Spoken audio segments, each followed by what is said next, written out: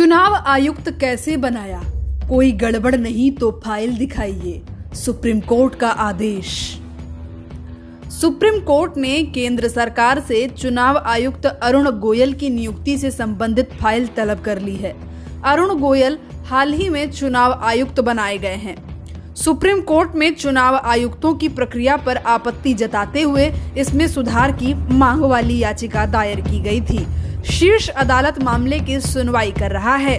इसी बीच अरुण गोयल निर्वाचन आयुक्त नियुक्त कर दिए गए हैं। अब कोर्ट ने ये कहते हुए उनकी नियुक्ति संबंधी फाइल मांग ली है कि वो ये जानना चाहता है कि अपॉइंटमेंट के लिए क्या प्रक्रिया अपनाई गई।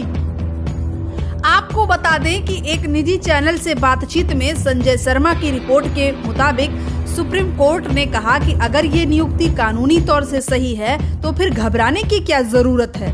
कोर्ट ने कहा कि उचित होता अगर अदालत की सुनवाई के दौरान नियुक्ति ना होती। 5 जजों की संविधान पीठ में शामिल जस्टिस KM जोसेफ और जस्टिस अजय रस्तोगी ने निर्वाचन आयोग की स्वायत्तता पर सवाल उठाते हुए एक उदाहरण के साथ सरकार से कहा कि क्या कभी किसी PM पर आरोप लगे तो क्या आयोग ने उनके खिलाफ एक्शन लिया। आप हमें निर्वाचन आयुक्त की नियुक्ति की पूरी प्रक्रिया समझाएं। हाल ही में आपने एक आयुक्त की नियुक्ति की है, अभी तो आपको सब याद होगा किस प्रक्रिया के तहत आपने उनको नियुक्त किया है।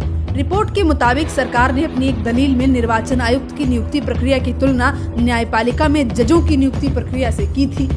इस पर पीठ ने रोक लगा दिया। न्यायपालिका में भी नियुक्ति प्रक्रिया में बदलाव आए हैं। मौजूदा सिस्टम में अगर खामी हो तो उसमें सुधार और बदलाव लाजमी है। सरकार जब जज और CJI की नियुक्ति करती थी तब भी महान न्यायाधीश बने, लेकिन प्रक्रिया पर सवालिया निशान थे तो प्रक्रिया बदल गई।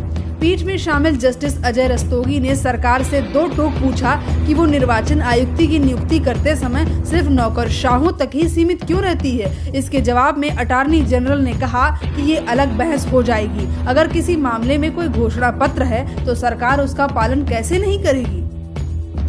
इससे पहले अटॉर्नी जनरल ने यह भी कहा था कि सरकार ऐसा नहीं करती कि मनपसंद अफसर को उठाकर नियुक्त कर दिया।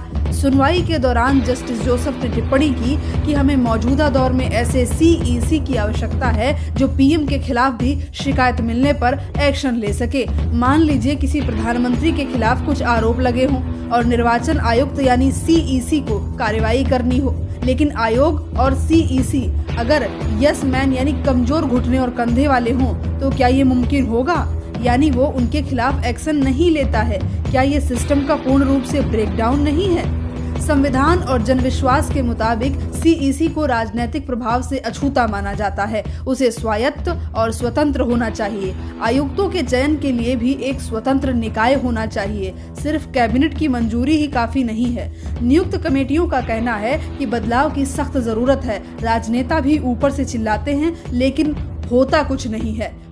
कोर्ट की टिप्पणी पर सॉलिसिटर जनरल तुषार मेहता ने कहा कि अगर कानून की आवश्यकता है तो अदालत संसद को सुझाव दे सकती है, लेकिन न्यायालय सुप्रीम ऑर्डर जारी नहीं कर सकता। सॉलिसिटर जनरल ने कहा कि न्यायालय ऐसा कुछ नहीं कर सकता तो जो कि संसद को करना चाहिए, यानी कानून के अभाव में अदालत ये नहीं कह सकती कि यही कानून है। इसीलिए आप कानून होने तक इसका पालन करें। केंद्र सरकार के वकील ने कहा कि देश के संविधान के मुताबिक राष्ट्रपति सर्वोच्च अधिकारी है, वहीं नियुक्ति करते हैं। उनके पास कानून के अभाव में वैकल्पिक तंत्र भी हैं। अब नियुक्ति को सिर्फ इसलिए अवैध नहीं कहा जा सकता क्योंकि इस बाबत कोई कानून नहीं है। हालांकि तुषार मेहता की दलीलों से कोर्ट को फर्क नहीं पड़ा।